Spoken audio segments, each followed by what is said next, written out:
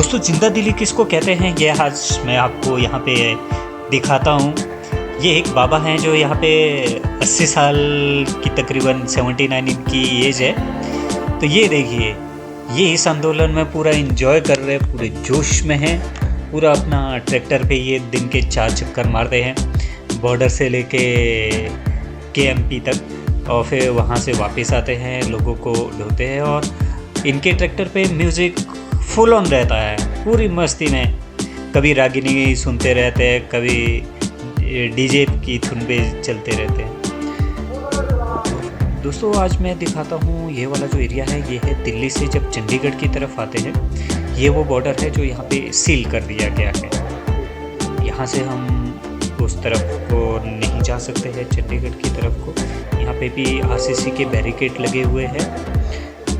दीवार नहीं है यहाँ RCC की खड़ी की हुई, बैरिकेड्स है। बैरिकेड्स के ऊपर कंटीली तारें लगाई गई है। पीछे CRPF के जवान खड़े हैं, दोनों साइड में है। यहाँ ज़्यादा तनावपूर्ण माहौल नहीं है। जो हमारा चंडीगढ़ से दिल्ली की तरफ आते हुए जो बैरिकेड्स है, वहाँ पे जिस तरह का तनाव है, यहाँ उतना तनाव नहीं है। यहाँ पे लोग आराम से CRPF के जो जवान यहाँ खड़े हैं उनसे बातचीत भी कर लेते हैं, उनकी राय भी पूछ लेते हैं, अपने भी विचार व्यक्त करते हैं। तो मतलब दोनों में बातचीत होती रहती है। अगर कोई अच्छे माहौल में बात करना चाहे तो दोनों तरफ से लोग बातचीत करते हैं। हमारे जवान भी बातचीत करते हैं, रिप्लाई देते हैं, जो इधर से लोग क्वेश्चन उनसे पूछते हैं।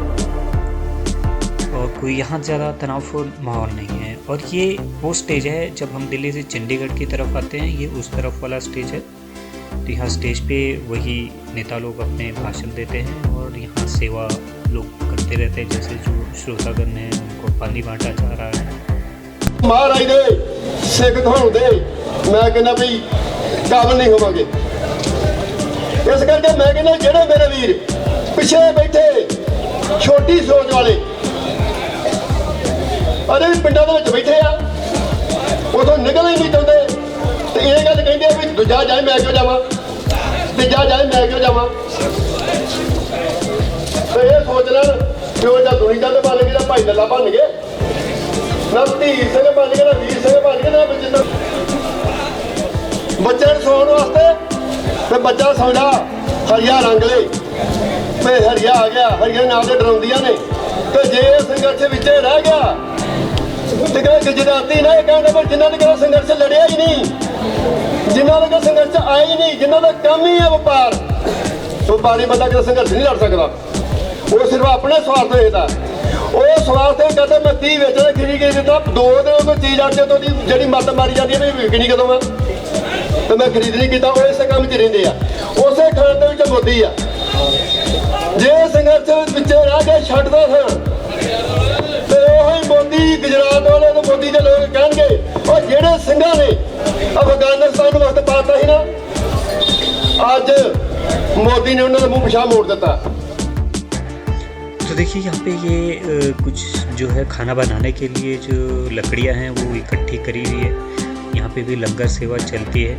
जो लोग ये यहाँ पे इस साइड को जो टेंट लगा है दिल्ली से चंडीगढ़ की तरफ आते हुए, यहाँ खासकर पंजाब वालों के लिए यहाँ बोर्ड लगा है कि पंजाब वालों का टेंट है। और यहाँ पे थोड़ा सफाई का जो हाल है वो भी अच्छा नहीं है। रोडों पे पानी भरा हुआ है और जगह जगह कूड़ा फैला हुआ है। जो आवारा पशु है वो भी सड़कों पे इन जो कूड़ा फैला हुआ है उनको खाते रहते हैं। खासकर यहाँ जो प्लास्टिक है, प्लास्टिक जैसे गिलास है, गिलास में पानी पीते हैं, वो गिलास ये देखिए ये सारा का सारा यहाँ पे ज़्यादातर जो है आपको गिलास यहाँ पे दिख रहा होगा, जिसे पत्तल कहते हैं, प्लेट कहते हैं, वो यहाँ पे डाले हुए हैं। तो यहाँ से उठाने का कोई बंदोबस्त नहीं है। रोड से तो ये लोग सेवक जो है इकट्ठा करके फेंक देते, पर यहाँ से उठाने का कोई बंदोबस्त अभी नहीं है, जिससे यहाँ बीमारी फैलने का पूरा। दोस्तों एक और कैमरे यहाँ पहुँच चुके हैं। यहाँ आप देख रहे होंगे कुछ बुक्स रखी हुई है। एक लाइब्रेरी यहाँ पे खोली गई है जो फ्री सर्विस में यहाँ प्रोवाइड कर रहे हैं। यहाँ पे एक नौजवान बैठे हुए हैं, उनसे पूछते हैं कि वो कहाँ से आए हैं और इस लाइब्रेरी को खोलने के पीछे उनका क्या मकसद है। भैया कहाँ से आए आप? जी मैं यूपी से हूँ, बागपत ज़िले से। कब आए आप यहाँ पे? मैं यहाँ पे 29 नवंबर से हूँ। तो ये लाइब्रेरी यहाँ खोलने का क्या मकसद है आपका? देखिए लाइब्रेरी इसलिए खोली गई, शुरुआत में जब हम यहाँ पे आए तो हमें देखा कि यहाँ पे लोगों को ना, मतलब शुरुआत में जब आए थे तो डॉक्टर और प्राथमिक चिकित्सा की सबसे ज़्यादा ज़रूरत थी। तो हमने एक मेडिकल कैंप की शुरुआत यहाँ पे की शुरुआत के दिनों में, और वो मेडिकल कैंप अब तक चला रहे हैं हम लोग। यहीं पे बाहर लगता है, ये हमारी सिर्फ दवाई है। आज डॉक्टर साहब आए नहीं, उनकी तबीयत थोड़ी ख़राब है। उसके बाद जैसे धीरे धीरे थोड़ा समय बीता, 2-3 हफ्ते बीत गए, और दिसंबर के दूसरे हफ्ते से हमने यहाँ पे लाइब्रेरी सेटअप किया। इसलिए किया क्योंकि लोग बाग मतलब घूमते हैं, तो घूमने में ना ज़्यादा समय देकर हम किताबें पढ़नी चाहिए। यहाँ पे जितनी किताबें सब क्रांतिकारी किताबें हैं, भगत सिंह के लिए, कार्ल मार्क्स के लिए, और जो आप देखेंगे सब ऐसी पुस्तकें रखी हुई हैं। तो अभी क्या विचार है आपका, कब तक आगे और यहाँ कंटिन्यू करने का? देखिए जब तक सरकार बिल वापस नहीं ले लेती तब तक तो हम यहीं पे डटे रहेंगे। आप प्रोफेशनली क्या करते हैं? आप स्टूडेंट है या आप जॉब करते हैं? मैं स्टूडेंट हूँ। कौन सी क्लास में पढ़ते हो? मैं BA फर्स्ट ईयर में हूँ, दिल्ली यूनिवर्सिटी में। तो आपको ऐसा क्यों लगा, ऐसा क्या लगा कानून में कि आप अपनी पढ़ाई वहाँ घर में ना करके आप यहाँ पे आके आंदोलन में बैठ गए? देखिए पढ़ाई तो ऑनलाइन चल रही है, कॉलेज खुल नहीं रहे, और आंदोलन में इसलिए है क्योंकि देखिए हम भी अन्न खाते हैं, ठीक है, हम मजदूर के बच्चे, हम कोई किसान नहीं है। और मेन चीज़ ये नहीं है कि हम अन्न खाते हैं, ये नहीं मेन चीज़ है। मेन चीज़ ये है कि जिस प्रकार से सरकार मतलब एक ऐसा रवैया अपने आ रही है कि मन मर्जी कर रही है, लोकतांत्रिक कुछ भी नहीं रहा है देश में, ठीक है।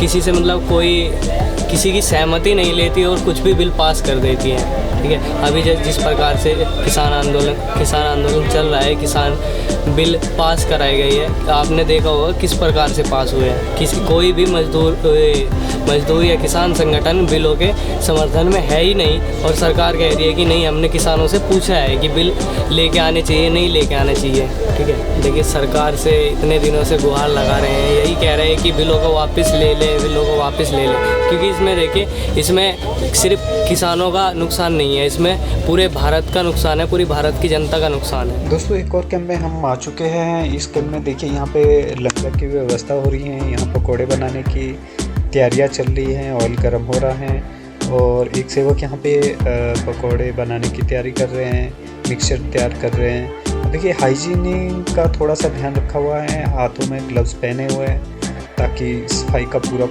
ध्यान रख सके, और अच्छी तरह से ये मिक्सचर बना रहे हैं, तैयार कर रहे हैं। और सामने देखिए लोगों की लाइन लग चुकी हैं, ये लोगों को प्रसाद बांट रहे हैं, और ये इसी तरह डेली ये यहाँ पे अपनी सेवाएं देते रहते हैं, लोगों को पकौड़ा लंगर देते हैं।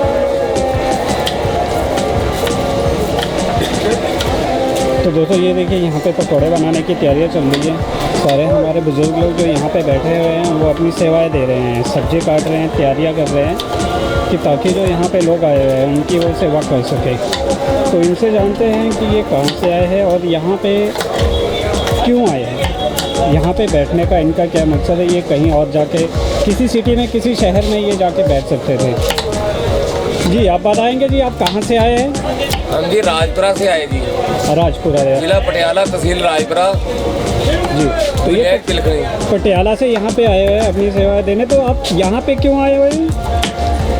आपको मालूम ही है जी, आप भी किसान साहब ने जो हमारे साथ किया है, ओके, उसी के विषय पे आए हैं जी। अच्छा, जो फार्मर एक्ट जो आया है, किसान कानून जो नया आया है, उसके विरोध में ये लोग भी यहाँ पे आए हुए हैं। तो अभी आपका क्या कहना है कि सरकार तो ये कह रही है कि ये बहुत अच्छे कानून है, इससे किसानों की जो आमदन है वो कई गुना बढ़ जाएगी, उसको एक स्वतंत्रता वो लोग नाम दे रहे हैं कि वो उन्होंने किसानों को एक स्वतंत्रता दे दी है कि वो अपनी फसल जहाँ मर्जी, जितने मर्जी चाहे दाम में बेच सकती है। वहाँ जहाँ इतनी दूर ले जाने के लिए हर किसान के पास ट्रांसपोर्ट तो है नहीं, कैसे लेके जाएगा वो? जो काले कानून को कहता है कि किसान के लिए बहुत अच्छे हैं, वो काले कानून अपने पास ही खुद रख ले, हमें शाही नहीं चाहिए, हमें उसके कानूनों की ज़रूरत ही नहीं है। अपने कानून को वापस ले ले, हमें MSP लिखती रूप में दे दे, बस यही चाहिए। तो दोस्तों हम बॉर्डर पे पहुंच चुके हैं। जो ये नरेला वाला रास्ता है वहाँ पे हम लोग खड़े, तो यहाँ हमारे साथ कुछ ऑटो वाले भाई लोग खड़े हैं, इनसे इनके बिजनेस के बारे में पूछते, धंधे के बारे में पूछते कि इनका यहाँ काम कैसे चल रहा है, रोजी रोटी इनको कैसे मिल रही है। जी भैया, काम कैसे मिल रहा है? बढ़िया काम चल रहा है? क्या हो गया है? रास्ता बंद पड़े हमारे। अच्छा, रास्ता बंद है तो इसलिए आपको काम नहीं मिल पा रहा है। सुबह शाम बिल्कुल काम बंद पड़ा है। काम बंद पड़ा है, तो मिलता है, कभी मिलता है, कभी नहीं मिलता। अच्छा, हाँ जी। पूरे दिन भर कितने चक्कर मिल जाते हैं? मुझे 2 चक्कर 3 चक्कर 2-3 चक्कर पूरे दिन भर मिलते हैं। और पहले कितने चक्कर मिलते थे? पहले 5-6 चक्कर मिल जाते हैं। या पहले 5 तो ये लेके चलिए कि इनका 3 से 4 गुना काम जो है वो कम हो गया है। तो आप रोजी रोटी सही से चल रही है? कोई दिक्कत नहीं चल रही है, दिक्कत आ रही है। तो देखिए, इनका भी ये यहाँ पे ऑटो चलाते हैं, ऑटो का इनका काम है, सवारियों को लाते हैं छोड़ते हैं। बट अभी यहाँ पे जो ये मूवमेंट चल रहा है, इस मूवमेंट के कारण इनका भी काम धंधा बिल्कुल बंद हो गया है। इनको अपना जो 2 वक्त की रोटी है उसको प्रबंध करने में भी इनको दिक्कत आ रहा है। तो यहाँ पे जो ये किसान बैठे हुए हैं, ये कोई हेल्प कर रहे हैं? कर रही है, खाना भी खाते, सब कुछ खाते, मगर कुछ नहीं था, बच्चों को कौन खिलाएगा। अच्छा, इनको यहाँ जो लंगर लगे हुए हैं, इसमें ये अपना लंच वगैरह का तो इंतज़ाम इनका हो जाता है। बट जो घर में इनका परिवार है, इनके जो बीवी है, बच्चे हैं, उनका ये सोचते हैं कि उनका पेट पालन ये कैसे करेंगे। तो आपको कुछ कहना है सरकार से? सरकार भाई काम धंधा है नहीं, तो कहाँ जाएगा? बताओ हम क्या करेंगे? रोड वाले बताओ। देखिए, सरकार को कुछ ऐसे जो यहाँ पे लोग हैं, जैसे जिनका यहाँ पे छोटा मोटा खोखा था, जो यहाँ छोटी मोटी दुकानदारी कर रहे थे, कोई रिक्शा चला रहा है, कोई ऑटो चला रहा है, उन सबका जो काम है यहाँ पे पूरी तरह बंद हो गया है। तो गवर्नमेंट को ये भी देखना चाहिए कि जो जिनकी यहाँ रोजी रोटी बंद हो गई है, उनके लिए वो कुछ अल्टरनेट दे, कुछ उनके लिए यहाँ पे या तो कोई फंडिंग वो करके दे। तो इसके अलावा कोई और आपको दिक्कत कोई यहाँ आ रही हो? कोई लोग यहाँ परेशान करते हैं क्या? परेशानी कोई नहीं है, सिर्फ आपको रास्ता बंद हो जाते सारे। अच्छा, रास्ते बंद हो जाते हैं, चौक हो जाते हैं। सब बंद हो जाते हैं। अच्छा, जिसकी वजह से आपको आने जाने में भी दिक्कत अब है। पुलिस वाले हो गए, फौजी हो गए, सब बंद, रास्ते बंद करते हैं, यहाँ से भी, वहाँ से, इधर से भी। अच्छा, हाँ जी। अरे पुलिस वाले भी आपको परेशान करते हैं, रास्ते ब्लॉक कर देते हैं। रास्ते ब्लॉक करने के कारण आपका आना जाना और दिक्कत कर देता है। सवारी परेशान होती है ज़्यादा। और अच्छा, जो सवारी साथ में बैठी है, थोड़ा इनका कहना है कि अगर ये इन्हें यहाँ से सवारी मिलती है, यहाँ से अगर ये आगे जाते हैं, तो उसमें क्या होता है कि इन लोगों को दिक्कत होती है कि आगे जाके पुलिस वाला इनको रोक देगा, वो पूछेगा इनको, कई बार रोड बंद कर देता है, जिससे इनको और परेशानी होती है। तो सरकार को एक अल्टरनेट रास्ता ऐसा होना चाहिए कि जो अप्रूव कर दे कि हाँ, इस रास्ते से आप आ सकते हैं, इस रास्ते से आप जा सकते हैं, जहाँ पे पुलिस वाले इनको ना पूछे, जहाँ इनको परेशानी ना हो, इनको ना हो, इनके साथ जो सवारियाँ आती जाती है यहाँ से दिल्ली के लिए, उन्हें भी कोई दिक्कत ना हो, ताकि वो भी टाइम से जा सके, ये टाइम से आ सके और ये भी अपनी रोजी रोटी आसानी से चला सके।